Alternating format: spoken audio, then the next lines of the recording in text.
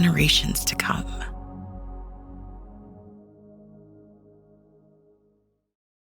Welcome to another edition of the TDN Writers Room podcast. My name is Bill Finley. I'm a correspondent for the Thoroughbred Daily News. I also cover racing on Sirius XM Radio. And how are y'all doing? I'm Randy Moss with NBC Sports and the Bayer Speed Figure team. Zoe Cadman here with First Racing and First TV. And we're all doing great, Randy. Ready to roll.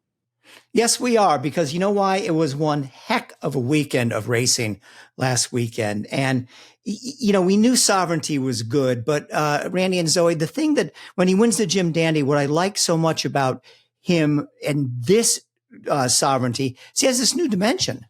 He used to be coming from way, way back, which is not an easy way to win races. Now in this race, he was stalking the pace early. Junior Alvarado gave him a little bit of a breather down the stretch. He knew he had the race won, so he didn't make any kind of premature move, and he just pulled away. This is a very, very, very good horse, and I don't know if we'll get to it today or not, but I think he would have won the Triple Crown if given the chance. But Zoe, what have you noticed about him? What's your take on the Jim Dandy?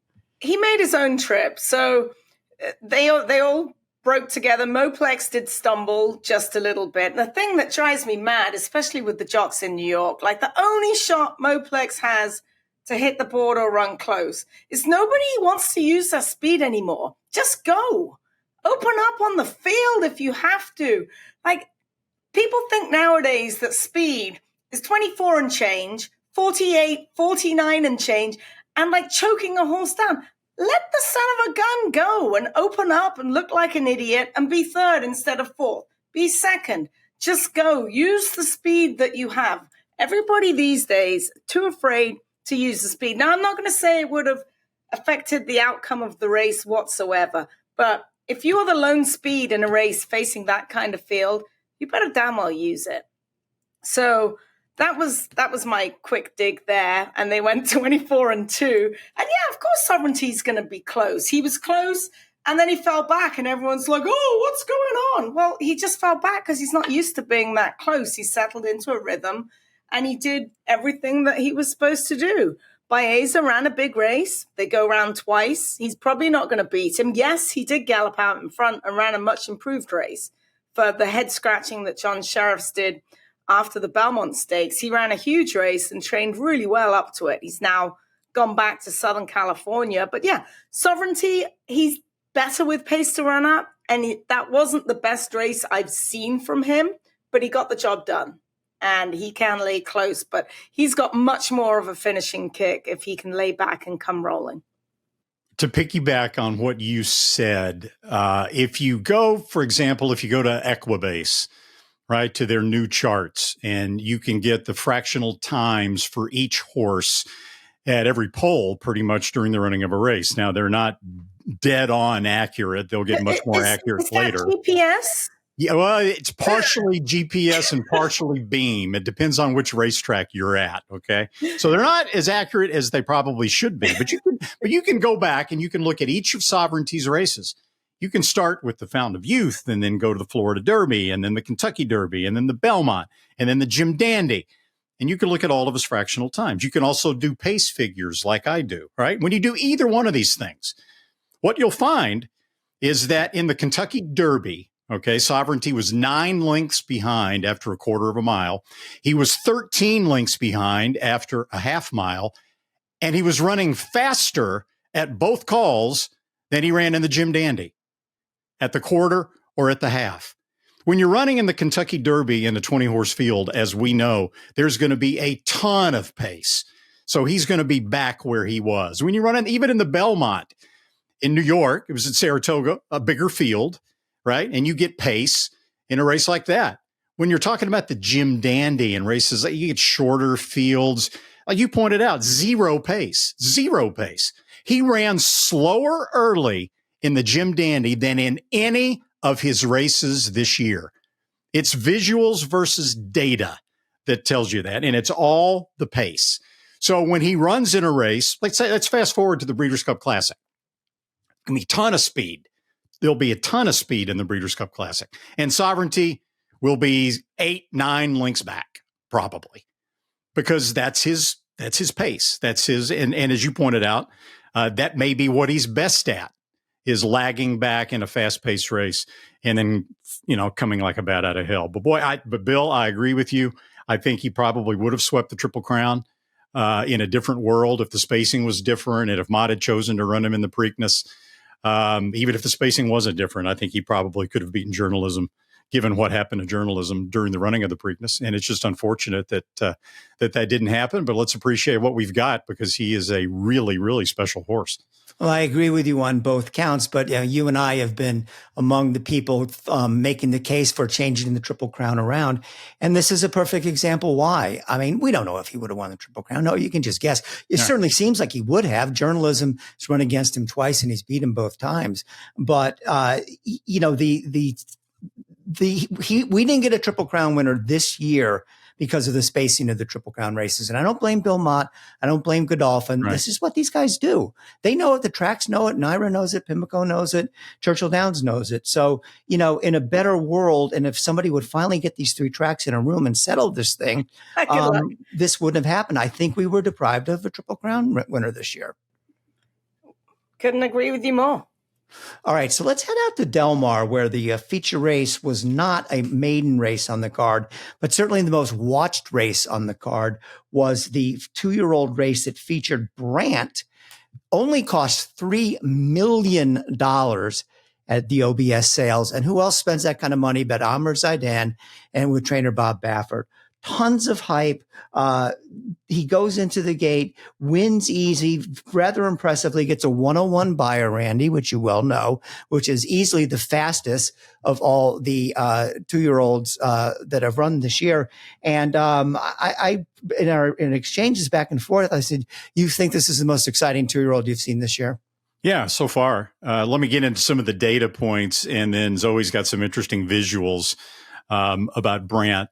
First of all, he broke the all-time record at the OBS 2-year-old sale in March for the highest price at $3 million, right?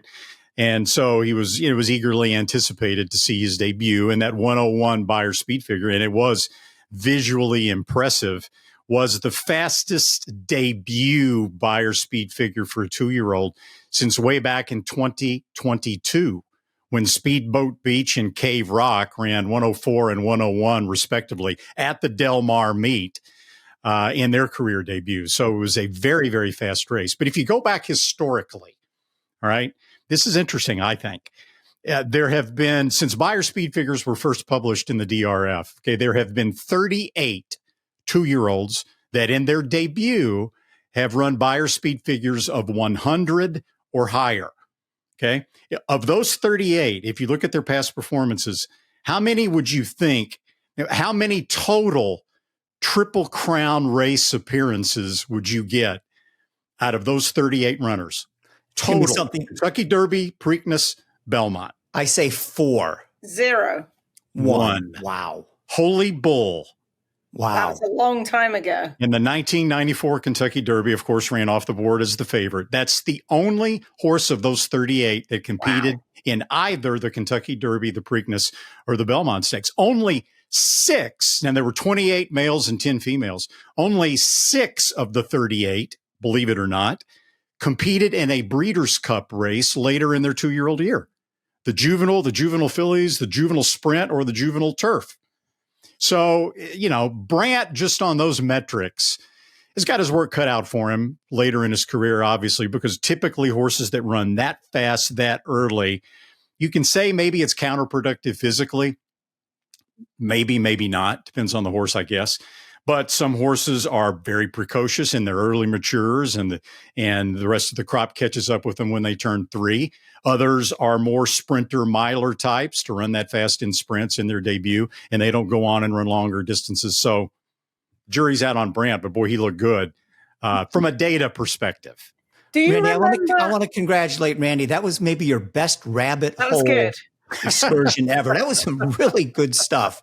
Thank you. Glad you like it.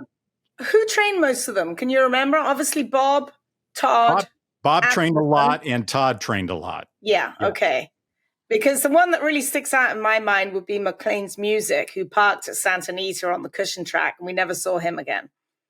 I think he ran, what did he run, 110 or something ridiculous? Yeah. Yeah. And I mean, I've got the whole list of them here, right? I mean, can you read off some names? Read off the top 10. Well, you've got horses that you would not, hang on just a second. Hook and Ladder. Yeah. Remember Hook and Ladder? Chaluki. Yeah. Bob Baffert ran a 109. Discreet Cat. There's a name for you. Forest Music. Fruition. Names that, you know, Advancing Star, Notional, In High Gear, Kelly Kip. Yep. A lot of these horses, Plagiarist, Elusive Heat, who's actually out of Extra Heat, NCC's Honor, Lost in the Fog. All right. Quality Road was another horse, and Uncle Mo, who almost made it to the Kentucky Derby, but didn't quite get there. But yeah, so some good horses then. Yeah. So not, yeah. All right. Well, my take on Bran, he was very impressive, no doubt about it, in that debut. He did everything right. Pratt was obviously in town to ride Nisos. We'll touch on him as well. So Pratt picked up the mount on him, put him in a perfect spot inside of horses. Now, one thing you'll notice, he's not a very big horse. As impressive as the race was, he's not physically a big horse. He's by Gun Runner, who wasn't an imposing horse as a 2-year-old by any means. He was more of a feminine sort, but a brilliant sort. So he's not a big imposing horse. He's kind of got a small head, small little ears. Looked at him at the sale, and I was like, He was very, very impressive. Now, the thing that I really noticed, there's a guy on Twitter that just put up this 17-page tweet about the head-on, watching him come down the lane, because he does wing with that left front. You'll watch him come down, and there is a lot of action. And if you go back and you watch him at OBS when he works so well over the Topita there, it's different. He's out of a kind of turfy mare. I believe the mare and the second dam ran on the grass. He's by Gun Runner that'll give you just about anything. And he's got a really smooth action that we saw at OBS on the Topita. Now, you're not paying $3 million and hoping for a turf horse. Well, at least Zidane and Bob Baffert, certainly not. That's not what they want. But watching him, he's a little smoother on the turf. But god damn, did he run well on the dirt. So don't watch the head on. If you don't like it, don't watch it. Yeah, that'll be interesting to watch, because I'm not a fan of gun runners on turf. But if his action says that, then, you know, and a big day for Baffert. You mentioned Niso winning the San Diego and stamping himself as a legitimate contender going forward for the Pacific Classic and the Breeders' Cup Classic. Kind of well within himself. Rail trip, swung out, won very comfortably. I thought he was very impressive. Ooh, he gave me goosebumps watching his acceleration. The final eighth of a mile, once Pratt did not panic. He can't seem to win a race right now at Saratoga, but I was glad to see him go back to Del Mar and win a couple there.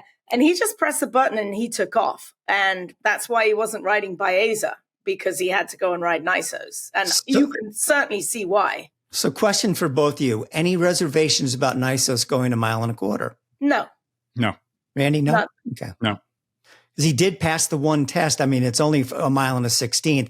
That was the furthest race that he had ever run in. And he did get the job done very nicely. Before we go to our next segment, I just want to mention one more thing about Del Mar. A press release just came out a few minutes ago. And kudos to Del Mar. They've joined the club with NYRA. They are no longer going to allow the CAW guys to bet into the win pools before 2 minutes to post.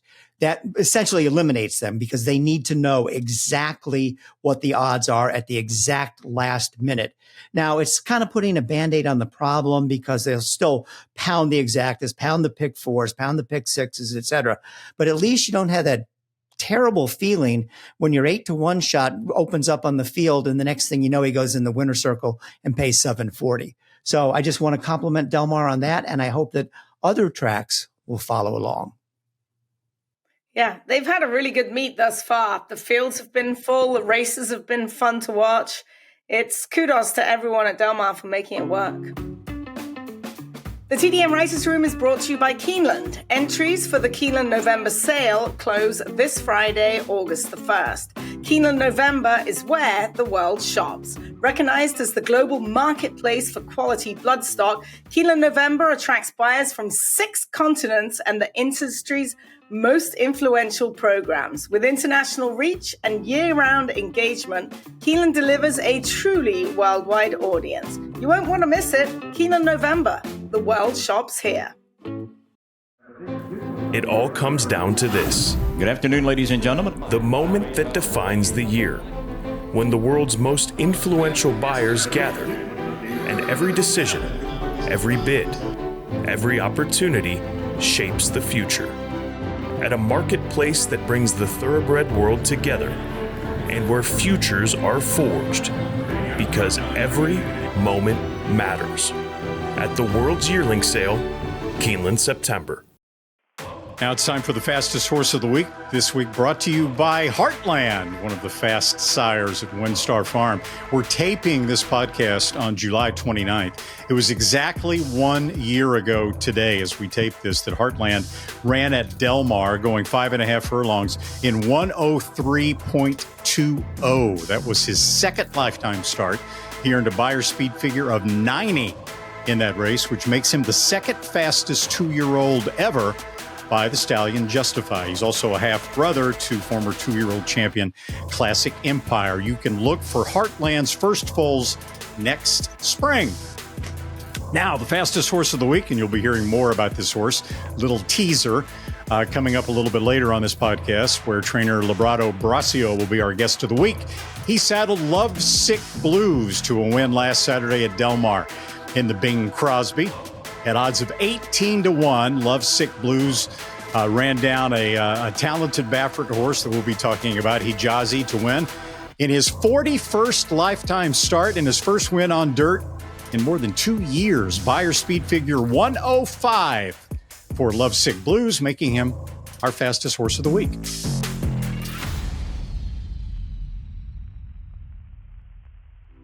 Welcome in now the Gainesway guest of the week, and it's California-based trainer Librado Barocio, who had a huge afternoon, the biggest of his training career on Saturday. He's been at it since the late 90s and had never won a Grade 1 race, but not only did he win one, the Bing Crosby with Lovesick Blues, he might just have a Breeders' Cup contender as well. And Librado, first of all, tell us, you've been in this game a long time, kind of in and out, in and out, in and out.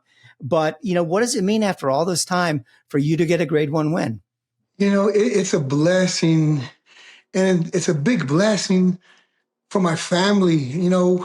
I consider myself and we're underdogs trying to play in this arena and to find a horse that was an underdog. And for him, the horse did it all, first of all. And for him just to accomplish that, it means a lot for my family. It means a lot, even for my parents. My father came over from Italy and via Mexico, and he was an immigrant here, and he worked hard we had 9 brothers. I have 9 brothers and sisters, and he worked hard to allow me to even pursue my dreams. Going to film school and then becoming a horse trainer. I don't know where that came from, but so it all encapsulates just the gratitude I have to the good Lord and to people that helped me. There's a lot of people that helped me, and I couldn't be much more happier. Take me through your journey with this horse, because working in Southern California, we all know Lovesick Blues, and he's hard not to miss, a beautiful gray horse. Beautiful. How did you first get a hold of him? And talk me through the last year, because he's 7 years old. They don't usually get better at 7, Librado. You know what? Graysons do. I had Johnny Padres, if you remember, Zoe, last year. Yep. And he was older, and he just got better, and I was able to win a couple stakes with him. And the way this horse came about is I was speaking. Nick was always calling me and congratulating me about Johnny and the success. And then I was always after this one horse, and it wasn't Lovesick. It was Desmond Doss. Another gray horse. It's you Another and gray, and I was after him. And he said, "Oh, you know what, Librado? I think I'm just going to retire him."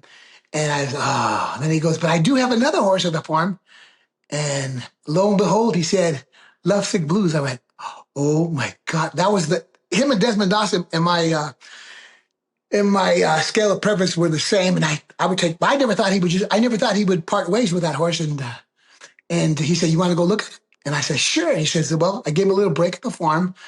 And I said, can I go now? He said, yes.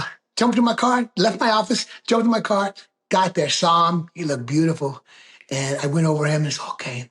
I called him. I said, hey, Nick, he looks great. And I thought he was going to give him to me to train. And then he said, you want to buy him? I said, what? Then, I thought, oh, I can't afford this. But we talked and, he was fair. Every good deal, both sides got to hurt a little bit. He hurt a little bit. I hurt a little bit. But it was a great deal. Left him there for another month or so and brought him back. And like I said, my team at the barn are great. And he just started blossoming little by little. The first race off that comeback, he ran in the grade 3 and he lost by a head. And then he came back and won the stake. And I think what Steve and Nick did is that time that they gave him, it's only like 90 days. I think that just is what he needed. And now he's paying everybody back.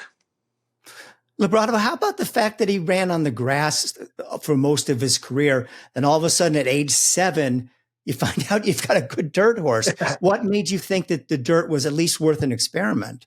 Well, I tell you, I went back before I bought him, I always do a lot of due diligence, and I watch all the videos, every single race he has, no matter what, maybe 10 times, just to see. And I saw that he has run really well on the dirt. Matter of fact, I think he had 4 or 5 wins on the dirt already.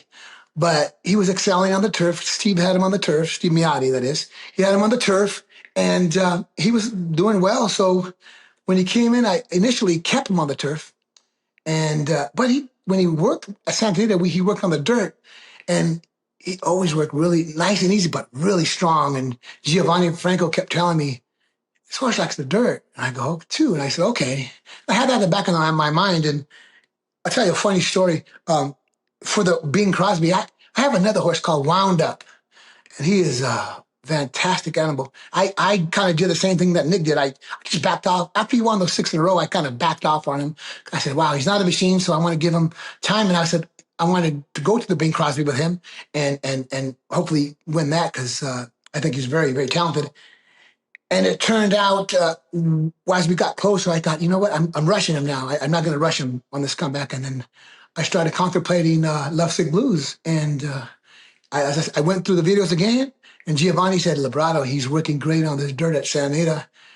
And then, I don't know, something inside, from above just said, you know what, give it a shot. And I did.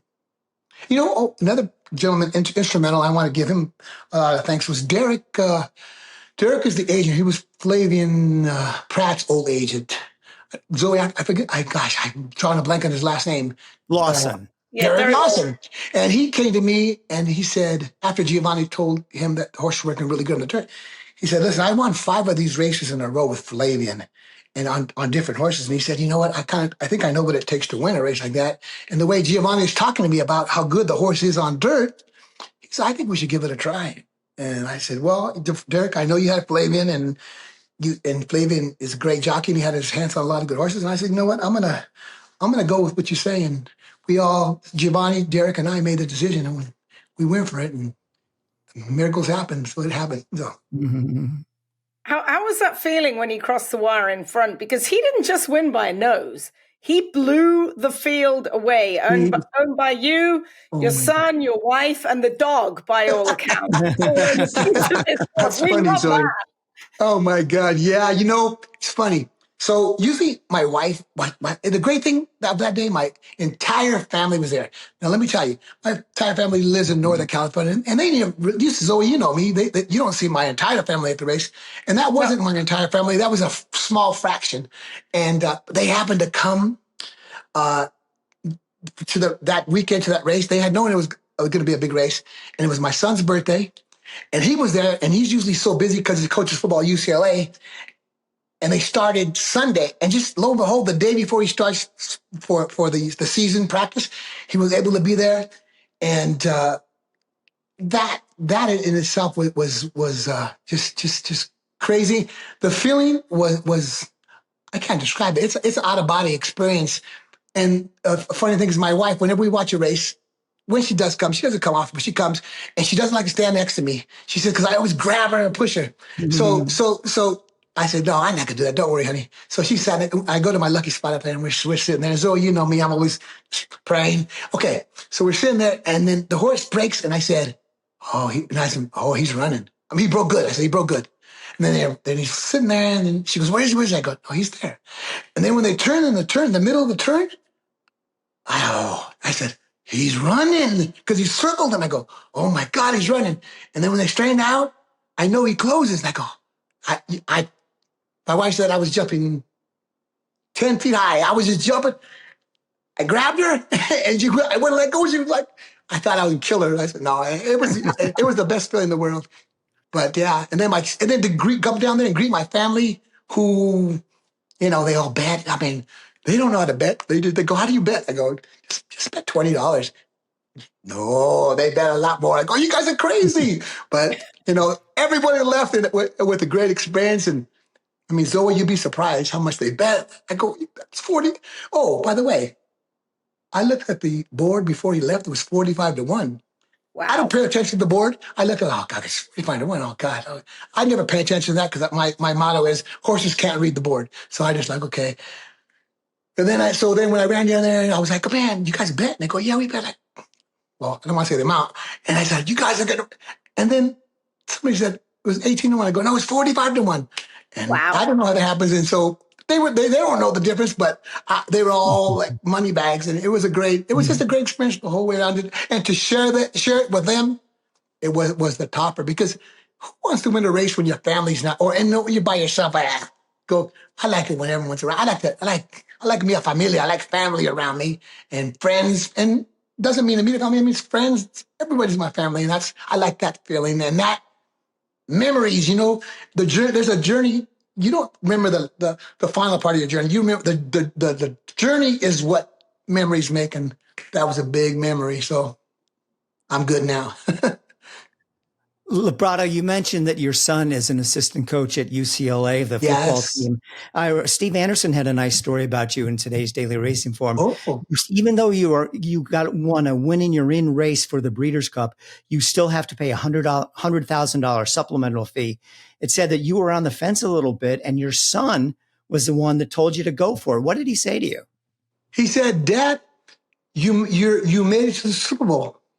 Because in his coaching career, he right now he's at UCLA, but 2 years back he was with the Washington Commanders, Coach Rivera, and of course their goal was to get to the Super Bowl. And he played football at UCLA, and their goal was to get to the national championship. And now back at UCLA, that's the goal. And he said, Dad, you're in the Super Bowl. He equated this victory with the Super Bowl. And I agree with him. It's the Breeders' Cup, Super Bowl. He goes, you have to go in. And I said, absolutely. So and I think, not to steal a quote from Dwayne Lucas, but I read it on his barn, and you probably saw it, Zoe. He says, yeah, it's a chance of a lifetime and a lifetime of chance, right? So it's I always had that motto in me and everything I do. I always swing the bat, go for the home run, go for the grand slams, and good Lord's been blessing me, and it's been happening in everything I do. So I'm lucky. Librado, you mentioned you're in your office. Now, most trainers have their office at the racetrack. It's a tack room. You've been in and out of racing for the last 10, 20 years. What else do you do? Well, Zoe, I'm a filmmaker. I produce, direct films, major motion pictures and television shows. And that's what I do. So whenever you see me leave, that means I'm, doing a project. The projects usually last, believe it or not, to make a film is usually about 1.5 years, because you have your pre-production. Well, you have your development phase, a couple months. Pre-production phase, if you do it right, it's a couple of months. Your shooting phase is not a long period. It's usually, the budgets I do are usually 30 to, between 30 and 40 days. Editing process is the long thing, because obviously you edit, but you also special effects, music, color correction. That takes a little while. So about 1.5 years before you actually sell it or it goes out. So it takes me, I think, I take it, because I'm the producer, I take it from the beginning to the end, even when it's sold. So it's about a 2.5 year thing. And so I usually, if you look at my record, you'll see me missing for 2 years, 3 years, missing for 2. And that's what I do. And I love it. And just blessed to be able to do both. It's just unbelievable. Pretty Well, cool. Librado, you've been back for the last couple years because your numbers have been really, really good. You don't have a big stable, but you had plenty of, and in the early years in your career, you had plenty of years you didn't have many winners. You're 16 for 65 at 25% this year. So, and you also had a very good year last year, and you got your first ever graded stakes race with, visually, is that the right horse? It was visually. Yeah, she okay. ran good visually. She ran good the other day too. She Right. ran third, beaten by about 3/4 of a length in the Daisy Cutter. She ran great. So I was happy for her. She ran third. So what do you account for this big year that you're having this I year? tell you, I have to give all credit to my help, my workers, my assistants, Gabriel Martinez, and my rider, Rafael Castaneda, and the grooms, you know. If you allow me, I'd like to say their names: Adrian Carmargo, there's Jesus Maldonado, there's Eddie Gonzalez, Hot Walkers Maricela Paredes, and Javier Perez. They work endlessly and they don't miss a beat. They do everything. They just, you know, and sometimes they do it twice. We work on horses twice a day, and I think the horses respond because they know. And Zoe, you know this. They know. I'm sure you know this too. But they know when they're being taken care of, and I think that they appreciate that, and they know that I won't take a horse out. They know I won't take them out if something's off or something's wrong. I said go back to the barn, and in my opinion, I think they know, and they know. And when they getting taken care of it, I think they just respond and they kind of reward me or reward everybody. My owners, I have a lot of owners too, and I think they reward everybody by just the care. What was it like working for Julio Canani? Didn't you work for him for a few years? I did. You know what happens? I have a small stable at the time, and when I started, I just bought my own horses, and I was stabled we were in the stable in the same schedule, but maybe I was down the way, and Miguel Delgado, if you remember him, Zoe, he was Julio's assistant, and he would always talk to me. And then one day he said, "Hey, come over here." And he said, Julio said, "Bring all your horses over here." I said, "What?" He said, "Here, we got stalls here. We're going to get 5 stalls. Bring them over here." I'm like, "Okay." So I brought him over there, and then he said, "Okay, you're gonna work with us right now." So every day I was there, and then Julio I didn't know how to read him at first because he's this gregarious type person, and sometimes you think he's mad, and he's not even mad, but that's the way he does. What are you? And I'm like, oh God. At first I was intimidated, and Miguel goes, "Don't worry, he's teaching you." I go, "He's teaching me? Okay." And so I just, I was like a fly on the wall, just listening. And they told me one thing, and I had some horses, and I was trying to win, and they were my own horses. And then one day Julio said, "You know why you don't win?" I said, "Why?" He said, "You're missing one thing." I said, "What?" He said, "You don't know how to read the condition book." And I said, "Whoa." Because Zoe, you know me, I'll get a horse, and I think he's a stake horse. I'll raise him. When I first started, I'll raise him allowance. And sometimes I get lucky. But in between, and I was always, every time I lose, I feel like jumping off the roof. And he said, "Just slow down, relax." He said, "You need to learn how to read the condition book." And so I said, so I understand it now. So now I do have times where but I'm much more aggressive in the entry. And I think that helps me a lot. When you put them with their friends, I think they perform a lot better than if you put them with superstars and expecting miracles. Well, Librado, thank you so much for joining us. Congratulations on the big win. Good luck in the Breeders' Cup. You're a fascinating guy. You seem like a real nice guy, too, to be honest. Thank you. And you're someone who's easy to root for, and we appreciate that. So once again, thank you for being our Gainesway Guest of the Week on the TDN Writers Room podcast. Well, thank you for having me. It was an honor and a privilege, and I hope to be on after the Breeders' Cup. Okay. Woo-hoo!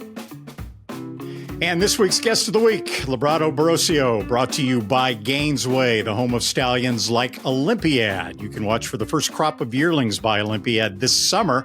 The son of Speightstown will have 6 going through the ring at the upcoming Fasig-Tipton-Saratoga sale, including yearlings from the families of Grade 1 winners Perfect Alibi, Gunite, and I Want Revenge. Furthermore, as you know, if you follow horse racing, Olympiad was a multi-millionaire on the track, 8 100-plus Beyer speed figures, including multiple figs of 111. Gainesway, power, passion, performance.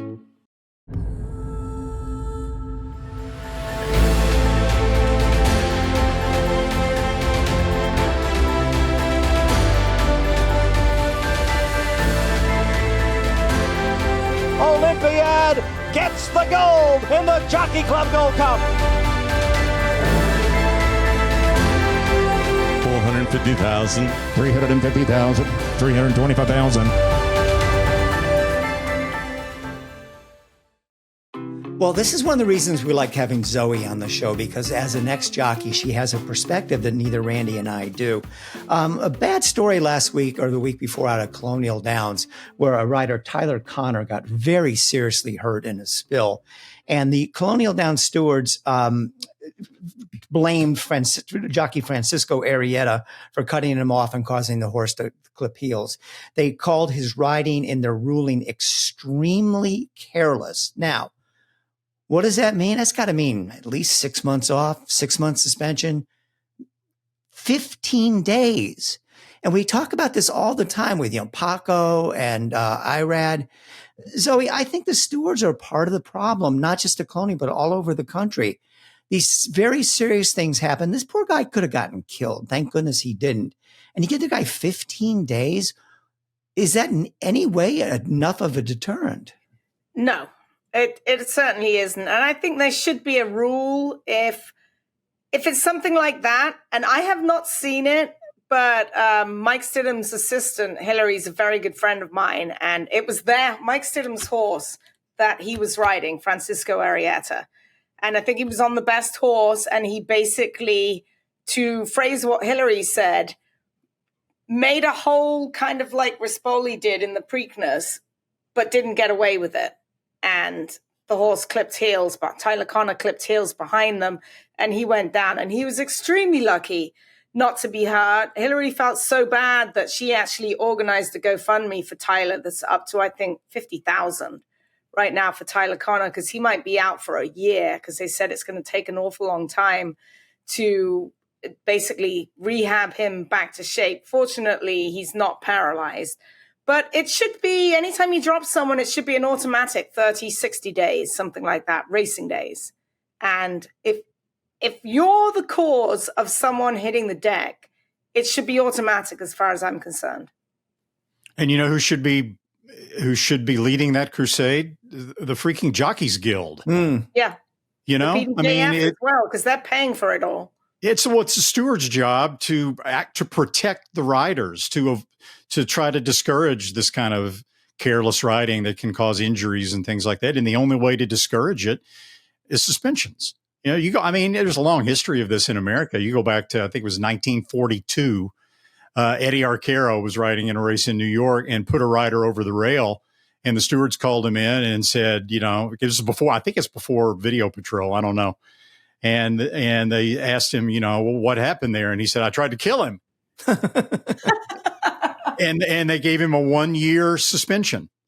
4 years ago, Irad Ortiz got a 30-day suspension for causing a spill. Fortunately, the other rider wasn't injured.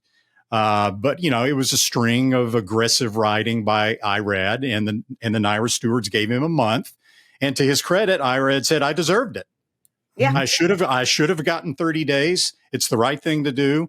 I'll try to do better in the future. I don't blame the stewards at all. So yeah, I totally agree with you. The 15 days in a situation like that, no. Not good. Yeah. Hey, so my bad. There was something that we should have mentioned about Brant in the previous segment. So we're going kind of zigging and zagging here. But Randy, I understand you have the inside scoop on how that horse got his name.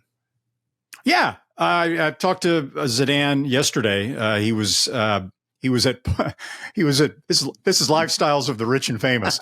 He was at polo practice in Spain, and he was nice enough to call me back. And if anybody you follows horse racing very closely, Peter Brant, the big money owner that's associated with Chad Brown, mostly Sierra Leone, et cetera,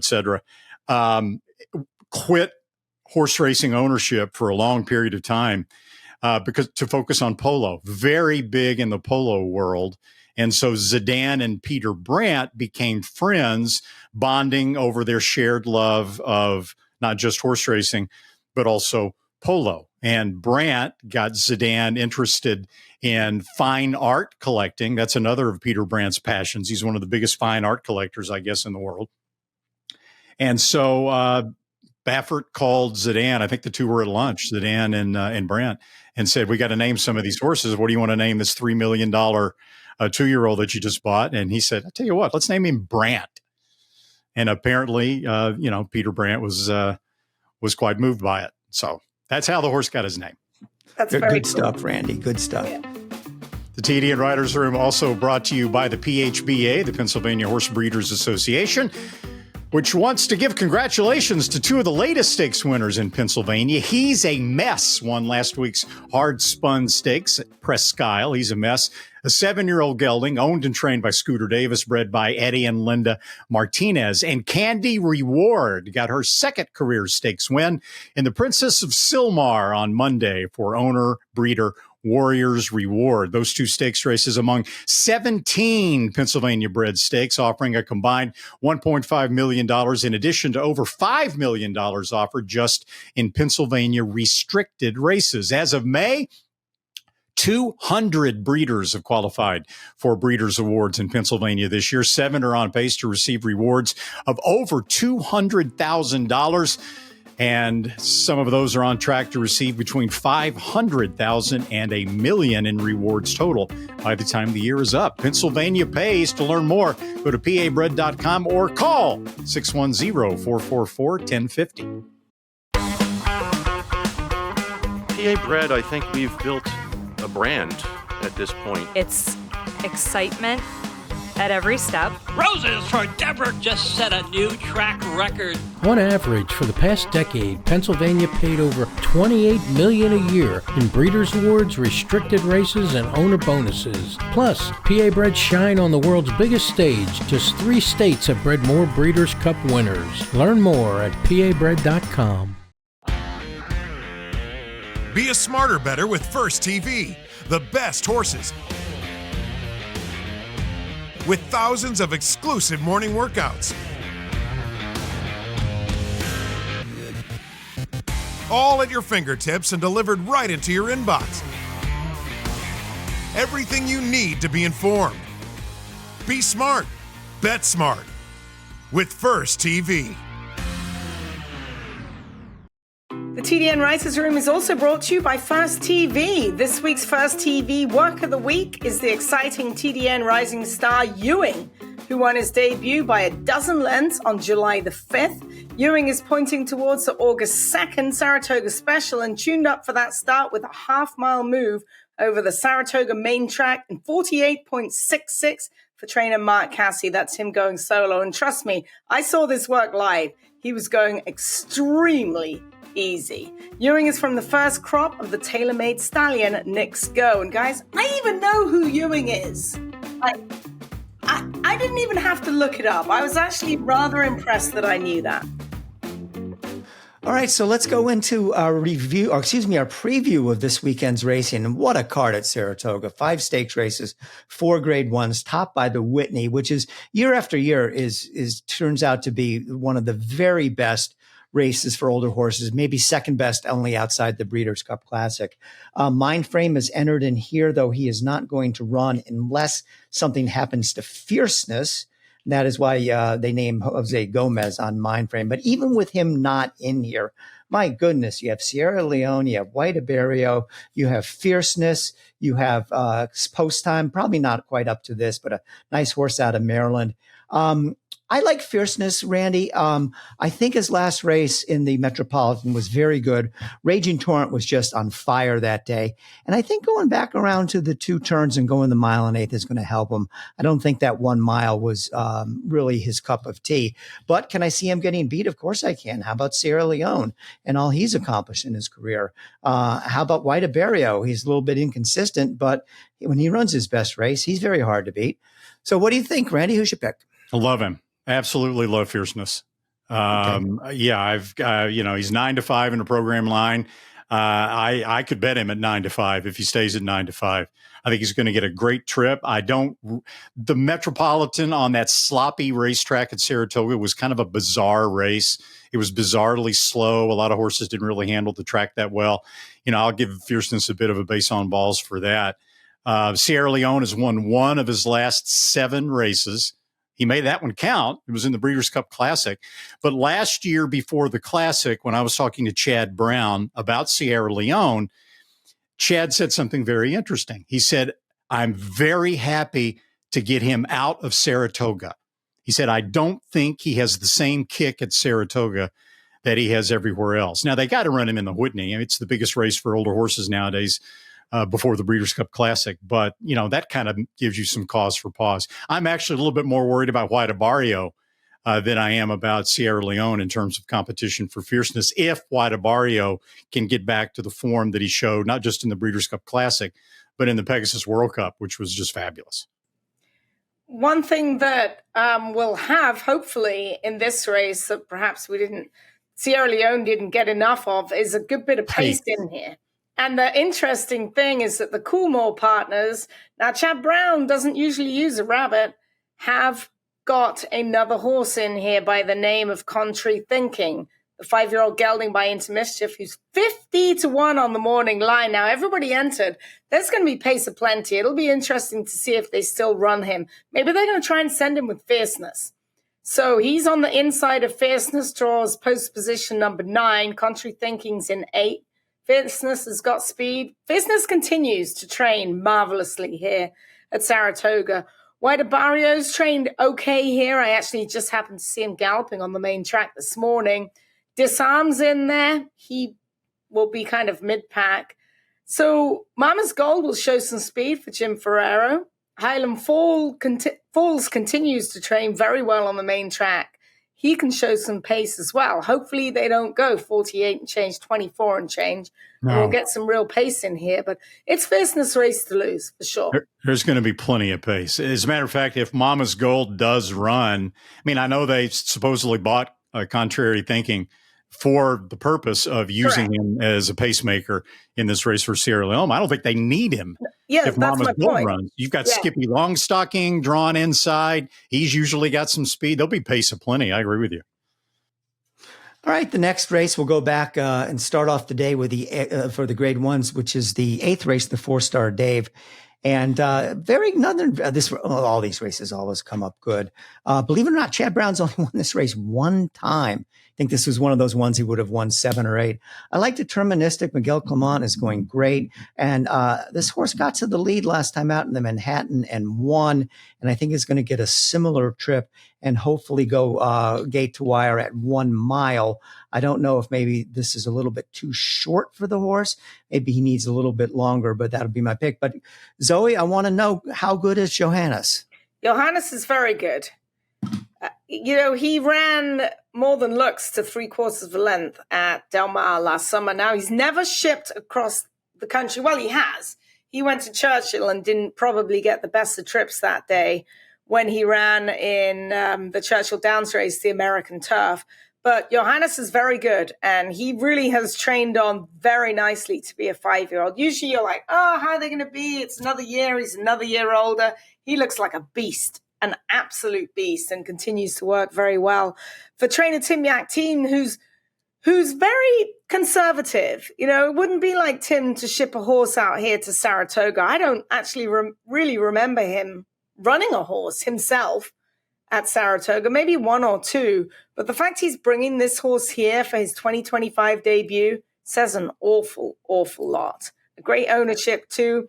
Coathi, the dam, is actually the very first horse these people owned.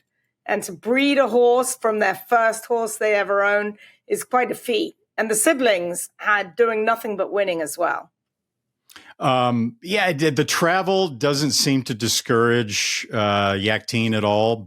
When the horse made his last appearance in the San Gabriel the day after Christmas, Yaktine plotted out a strategy of running in the Pegasus World Cup turf for his next start, and then taking Johannes to the Middle East. And so travel obviously was, foremost in his mind. And then the dreaded bone bruising happened. It seems like every long layoff nowadays, they say, it was bone bruising. But he's been off now since the San Gabriel on December 26th. The last time he had a long layoff, though, and it was a very long layoff, he came back, and it was like an 11-month layoff. First out, Yaktine had him ready to roll. So the layoff doesn't bother me at all. The only thing that bothers me, and you mentioned it, the horse has had 10 races on turf. Okay. 8 wins. Fantastic. 1 second place finish, beaten just 3/4 of a length in the Breeders' Cup Mile. And then the race that sticks out is that 5th place finish at Churchill Downs. And that's the only race in his 10 races on turf that was outside the state of California. He got a horrible trip that day. That was brutal. That was not good. Yeah, he was 12th out of 13 starters early in the race. So he got kind of shuffled back, and he got bumped. He bumped with Mendelssohn's March out of the gate, Kenny McPeak's horse, and he was all the way back. So if you can throw that race out, then I think he's definitely the horse to beat here. All right, let's take a look at the Saratoga Derby Invitational Grade 1. This is a race that you would think would be ripe for the foreigners to come over. I don't see how they beat this Hot as Hell horse. This is a horse that is a Group 1 winner in Europe, and we usually see the horses of lesser quality in Europe come over and win these races. Jessica Harrington's a top trainer. They obviously have found the spot because it's a rich race. I think this is going to be a European race all the way around, but Hot as Hell with Shane Foley aboard is, that's his name, isn't it, Zoe? Shane? Shane, Okay. yes. Shane Foley aboard. Is a very good horse. I mean, he got beat only 3.5 lengths in the Coral Eclipse last time out, which is one of the top races in Europe as it is. So he's my best bet of the day, Randy. So why don't you go, since you're the European expert here? I wouldn't say I'm an expert by any means, but I can tell you that when you get beat 4.5 lengths to Field of Gold, that makes you a pretty good horse. Field of Gold already a dual Guineas winners. Perhaps he should have took 3 of them, but Jessica Harrington, she knows exactly what type of horse to bring over here. I love the fact she's bringing Shane Foley with her, and Hot and Hell is by far the horse to beat in here. And, you know, he's run well on good turf, which would be firm turf. So the turf situation, not going to be a problem for him whatsoever. He's a very, very good horse. Jessica Harrington does know her way shipping to the United States, but also Hot as Hell is owned by an American outfit, Silverton Hill, who's had a couple of starters in the Kentucky Derby over the years. So that's another reason why Hot as Hell is here. I agree with you. I think he's the horse to beat. And speaking of Field of Gold, who beat him in the Irish 2000 Guineas, we're taping this again on a Tuesday. And by the time a lot of people watch this podcast, this race will have already taken place. But go back and watch the Sussex at Glorious Goodwood, which is actually run on Wednesday of this week. And Field of Gold, the Juddmonte 3-year-old trained by John Gosden, will be running in the Sussex. He's a legitimate Breeders' Cup Mile contender. He's tailor-made for Del Mar. So it'll be Breeders' Cup relevant to watch this. Also, the 1-2 finishers in the Queen Anne, Docklands and Rosalian are in there, as well as Andre Matisse, the winner of the Breeders' Cup Juvenile Turf, and Carl Spackler. So now owned by the Australians. So an all-star lineup, and that's Wednesday at Glorious Goodwood. It's going to be a very good race. Carl Spackler laid an egg in his last race, but it'll be interesting to see if he can bounce back. For me, that's the horse to beat. I'll give you Brad Cox training. Final Gambit's been working really well on the turf with the blinkers on here. Numbers-wise, he's a cut below the rest of these, but I've liked what I've seen from this big, beautiful grey horse. Tistastic, I think he likes Kentucky Downs. New Century is going to be definitely very tough in here for Brendan Walsh as well. All right, the next race on the card is the Test Stakes. This race always comes up tough, and I think this is the most difficult handicapping race among the big stakes races on the card. Ragtime 2 for 2 for Bill Mott, however, has never run above the allowance ranks. You have Bob Baffert in a 7-furlong dirt race, shipping in Cash Call from California. You obviously have to respect that horse. Echo Sound, what happened to him last time out? What happened to her last time out? Right, a 101 buyer kind of out of the middle of nowhere. Beauty Reigns for Bill Mott is another contender. I think Kilwin for Rusty Arnold. I'm mentioning the whole field because I think the race is that wide open. Randy, have you come up with any words of wisdom for us for this one? Well, you know, the numbers wise, I was, and trainer wise, I thought Ragtime was going to take a lot of beating. 2 for 2, extremely impressive, kind of geared down in her last race, which was an allowance at Saratoga, right? She's run both of her races at Saratoga, combined winning margins of 8 lengths. Last time out, Beyer speed figure 96, which for 3-year-old fillies is outstanding. Then I went back and looked at the July 3rd card at Saratoga, which was the Victory Ride Stakes won by Echo Sound. Echo Sound ran 6.5 furlongs in 115.49. She got a Beyer speed figure of 101. I can tell you right now that she ran at least a 101. You can make a case, and there's sometimes, there's some opinion, some arbitrary stuff that goes into this, but in 101, it might be deadly accurate. You can also make at least a case that it could have been higher. She ran a hole in the wind in that race. So given the fact that Ragtime's got the rail draw at 7/8 of a mile, which is not exactly desirable, and Echo Sound is coming off that unbelievable win last time out, it's going to be awfully tough, I think, to beat Echo Sound in here. She was extremely impressive in the victory ride. Louis Sayers is back-to-back wins on this daughter of Echo Town. I know Spider and the team will be here in full force because this is going to be the start of the Saratoga sale. So wishing Spider and his Spring House Farm, this is a homebred for them, the best of luck here with Echo Sound, who appears to be the one to beat. Ragtime is very good. She will have to face off with the rail. She's gone 7 furlongs. She's looked every bit as good in the mornings as well. She's got some really good works over the track, so I like her. And one not to forget about as well is me and Molly McGee for trainer Peter Urton, who, while based in California, has a string in Kentucky as well. Me and Molly McGee, owned by X-Line Border Racing. She's good. And she knows Frankie Dettori broke a maiden by 5. She's very, very quick, a daughter of Vacoma. She'll be shipping from Churchill Downs. She'll be on her way in just a couple of days. Peter Urton, of course, will have to come from California. Not sure how well Pete ships, but I think the filly will ship no problem whatsoever. She could upset the apple cart. She's going to have to beat the other 2 fillies in here, and this is probably one of the most competitive races in the field. Don't forget, Bob's got one in here as well. Cash Cool's been training here under the Terra Nova's guidance as well, so she's been here the last week, another daughter of McKinsey. It's a really exciting race. Nobody worrying about Echo Town bouncing? No. Echo Sound. Yeah. I don't know. Not really. Fillies bounce less than boys. Okay. They're a little tougher. I would rather have a horse coming out of a really super fast race than a mediocre race. Put it that way. I gotcha. All right, Zoe, you're up to tell us what's going on in the Clement Hurst Saturday at Del Mar. PPs are not yet out, but you are resident California expert. So give us the lowdown on what to expect Saturday at Del Mar. I wish I was a bit more of an expert. I'm in Saratoga all summer. I can give you who looks like they may be going in there. I'm not sure if they are or if they aren't. Nothing Like You. Bob's got 3 listed on probables. Nothing Like You, Hope Road, and Rishi. Now, Mandela has Copian, who's trying to alleviate getting beat at Los Alamitos a couple of weeks ago. Dorfada's on the probables. She just ran here. She's probably not going to run. And then Bob has another one in Seismic Beauty. And honestly, I wish I could tell you more. Perhaps Randy can shed some light. But, I'm in the 3rd floor in the Saratoga basement. I'm not at Del Mar. Okay. Well, I hope Copion runs because it's going to be fascinating to see how she handles 2 turns.